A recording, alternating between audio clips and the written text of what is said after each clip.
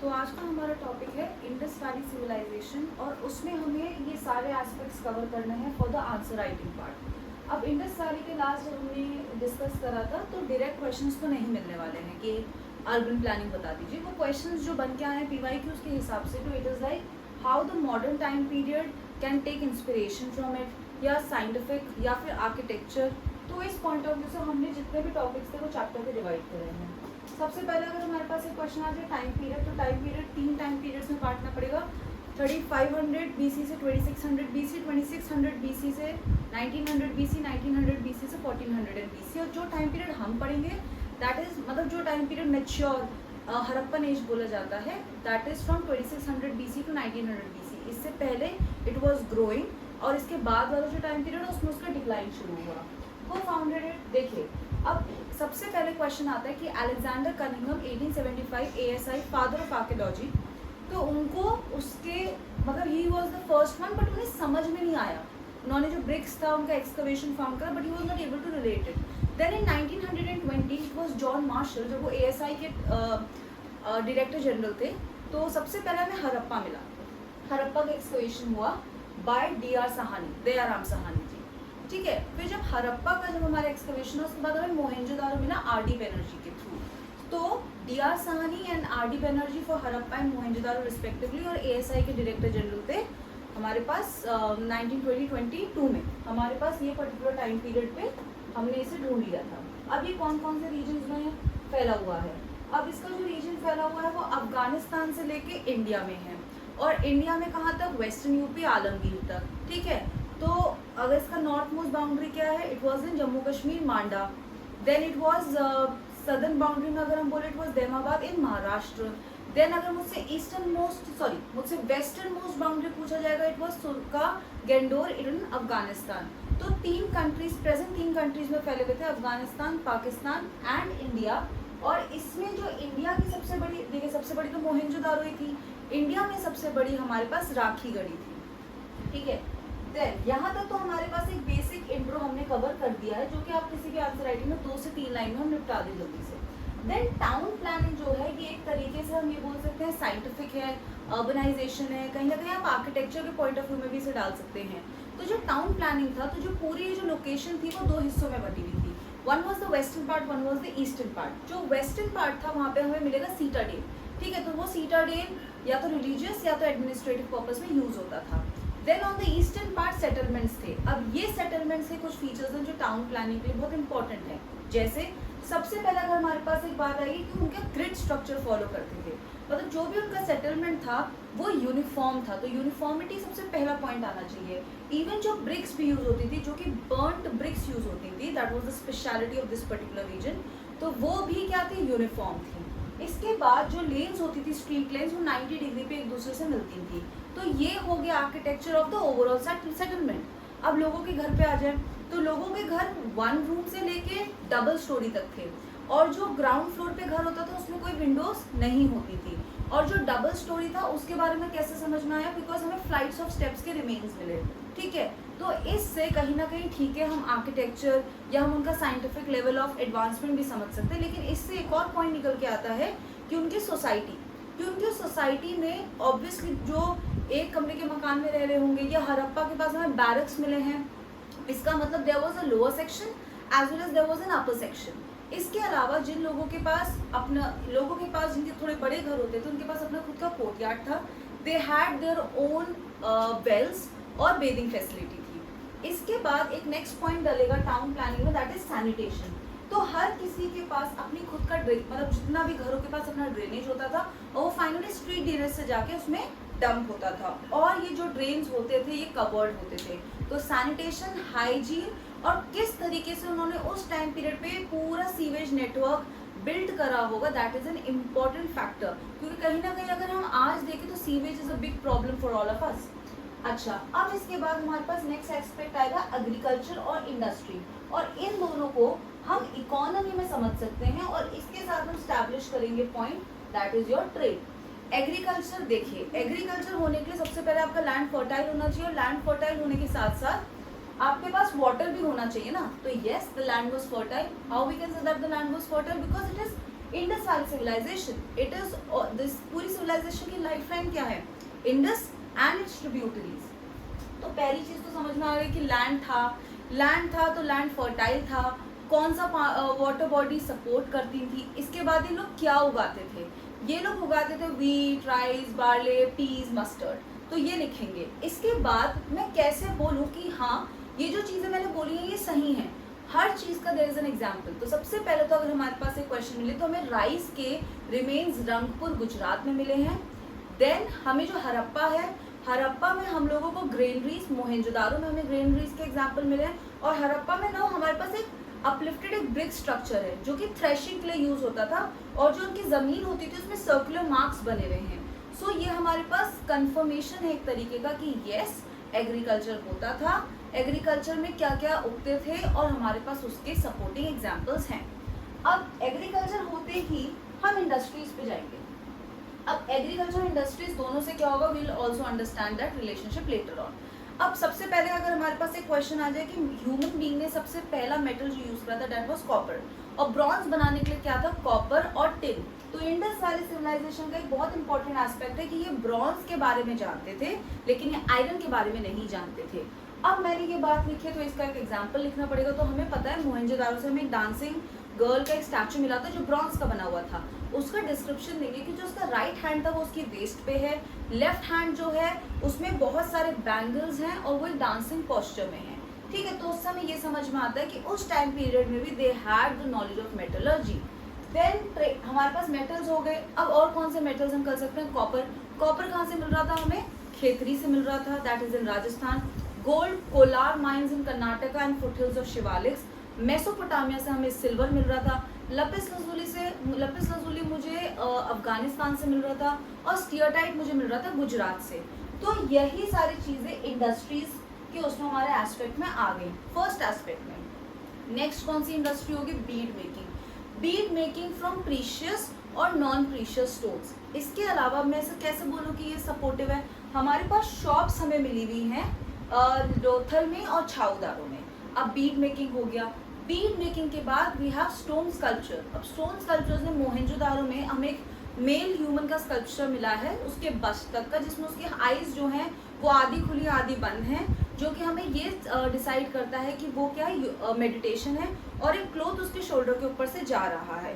तो इनका जो दूसरा ट्रेड अगर हमसे बोला जाए तो वो क्या था, इट वॉज स्टोन स्कल्पचर्स बनाना। इसके बाद हमारी और कौन सी ट्रेड होती थी, तो ये बोट मेकिंग करते थे। पॉटरीज ब्लैक और रेड कलर की थी। एक क्वेश्चन PYQ मीन्स में आ रखा है कि you have to tell about the pottery from neolithic phase to Guptas. तो वो तो हम बाद में कवर करेंगे कि देखेंगे कि पॉटरी में कितना वेरिएशन आया। तो यहाँ का ब्लैक और रेड था, हॉरिजॉन्टल लाइंस होती थी जिससे मुझे बर्ड्स, फ्लोरा और फौना उसमें बने हुए होते थे। इसके अलावा और कौन सा हमारे पास आ जाएगा, वेट्स और मेजर्स। वेट्स और मेजर्स जो होते थे वो कौन से चर्ट के बने हुए होते थे, और जो वेट्स और मेजर्स होते थे वो डबल, मतलब वो बाइनरी सिस्टम फॉलो करते थे, 1 2 4 8 16 32 इसको फॉलो करते थे। And they had even a scale. अब इससे भी कंफर्म होता है कि इंडस्ट्रीज होती थी, 1.75 सेंटीमीटर का स्केल था, एंड देन 13.63 ग्राम्स का जो 16th जो रेशियो है वो वेट्स में यूज होता है। तो यहाँ से हमारे पास weights and measures. And then another what we had industry that was seal making. Seals कौन से मटेरियल के बने होते थे, स्टीयरटाइट के। इवन 400 सील्स मिलते हैं। सील्स मिलने से देखिए हरप्पा सिविलाइजेशन को जानने के लिए ही आर्कियोलॉजिकल रिमेन्स ने हमारी मदद करी है। So there can be another question also कि आप इंडस वैली सिविलाइजेशन के इतने सारे एस्पेक्ट्स को किन चीज़ों से समझ सकोगे, वाई, क्योंकि उसकी इंस्क्रिप्शंस जो उसकी स्क्रिप्ट है वो तो आज तक हम डिसाइफर नहीं कर पाए हैं। So these are the aspects जो हमें मदद करेंगे। तो यहाँ पे हमारा इंडस्ट्रीज पोर्शन कवर हो चुका है। अब हम आ जाते हैं ट्रेड पे। अब जो मैंने बात करी ट्रेड की, तो ट्रेड में क्योंकि एग्रीकल्चर है, क्योंकि इंडस्ट्री है, तो इन दोनों से रूरल और अर्बन रिलेशनशिप बिल्ड हो जाता है। जब रूरल और अर्बन रिलेशनशिप बिल्ड हो जाता है तो हमारे यहाँ पे ट्रेड होगी। इनलैंड ट्रेड किससे होती थी, हमारे पास बुलक कार्ट्स होती थी, ठीक है। इसके अलावा और हम लोग विद इन इंडिया भी ट्रेड करते थे। तो जो इंडस्ट्रीज के आंसर है वो इसमें हम ऐड कर देंगे, लेकिन हम बाहर भी ट्रेड करते थे। हमारे पास जो ट्रेड करते थे तो हमारे पास क्या ऐसे एविडेंसेस है कि मैं बोल दूँ कि वो ट्रेड करते थे। तो उसके एविडेंसेस हमारे पास ये हैं कि सबसे पहले हमारी पॉटरी जो है वो ओमान में मिली है, मेसोपोटामिया में हमारे सील्स मिले हैं, लोथल में हमें पर्शियन ओरिजिन का सील मिला है। तो इससे कंफर्म होता है दैट यस ट्रेड तो एग्जिस्ट करता था। अब जब ट्रेड एग्जिस्ट करता था तो हमारी सभ्यता में हमें क्यों नहीं मिला उसका कोई रिमेन? हमारी सभ्यता में इसलिए नहीं मिला क्योंकि मेसोपोटामिया से हम लोग पेरिशेबल गुड्स को इम्पोर्ट करते थे, जैसे लेदर, वूल, वुलन आइटम्स और सिल्वर। तो सिल्वर तो यस ठीक है मेसोपोटामिया से लेते हैं, since they were perfumes, since they were perishable items, तो वो विद टाइम वो हमें नहीं मिल पाए। इसके अलावा मेसोपोटामिया के साथ हम ट्रेड करते हैं, ये उनके इंस्क्रिप्शन में मेंशन है, मेलुहा, मगन और दिलमुल। ठीक है, तो मेलुहा हमारे लिए यूज हुआ है, लैंड ऑफ सी फेरर्स, और दिलमुल बहरेन और मगन ओमान के लिए यूज हुआ है। तो ये आता भी है कि किसके लिए क्या यूज हुआ है। तो वहाँ पे अगर हम देखा जाए तो हम आउट ऑफ द अपनी सभ्यता इंडस वैली से बाहर हम तब कौन सा मोड ऑफ ट्रांसपोर्टेशन यूज करते थे? हम लोग बोट्स यूज करते थे। तो एक और प्रोफेशनल इंडस्ट्री में आ गया, दैट इज बोट मेकिंग। ठीक है, तो हमारे पास इंडस्ट्री, ट्रेड और एग्रीकल्चर। एग्रीकल्चर में एक और पॉइंट रह गया था, एग्रीकल्चर को कंफर्म करने के लिए कलिबंगन। कलिबंगन कौन सी नदी पे पाया? On the banks of which river? It is Ghaggar river. तो कलिबंगन पे हमें प्लोड लैंड के रिमेन्स मिले हैं। एंड देन बानावाली पे हमें एक टेराकोटा फिगर मिला है प्लोह का। तो इससे ये समझ में आता है दैट यस एग्रीकल्चर। तो ये तीन चीज यहाँ पे हमारी कंप्लीट हो जाती हैं। देन हमारे पास एक चीज आती है सोसाइटी। देखो यहाँ की जो सोसाइटी थी वो मैट्रियार्कल सोसाइटी है, ऐसा हम इसलिए बोल सकते हैं क्योंकि ये लोग, हमारे पास एक सील मिला था जिसमें से एम्ब्रियो में से, यूट्रस में से एक एम्ब्रियो या प्लांट निकल रहा था। तो दैट मीन्स कि ये लोग मदर गॉडेस को वर्शिप करते थे। एक और बात यह है that they worship the elements of nature, और सेक्युलर थे क्योंकि यहाँ पे कोई भी मंदिर नहीं मिले हैं हमें। So this is one of the important characteristics of the society. तो ये तो ओवरऑल सोसाइटी हो गई।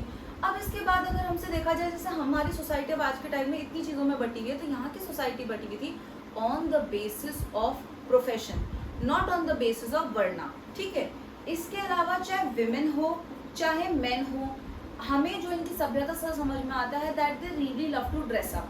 हमारे पास कॉटन के रिमेन्स हैं, हमारे पास ज्वेलरी के रिमेन्स हैं। इवन मेन जो भी थे वो भी काफ़ी ज़्यादा ज्वेलरी पहनते थे।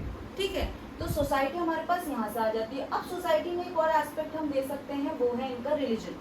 अब इनके रिलीजन में हम बोल सकते हैं कि ठीक है ये तो नेचर को वर्शिप करते थे, मदर गॉडेस हो गया। Then we have another seal जिसमें पशुपति महाराज, प्रोटो शिवा, जिसमें योगिक वन हॉर्न डीटी हैं, योगिक पोस्चर में 3 सर हैं, राइनोसेरस, एलिफेंट, टाइगर, बफेलो और डियर उनके पैरों के पास बैठे हैं। तो इस सील का डिस्क्रिप्शन होना चाहिए।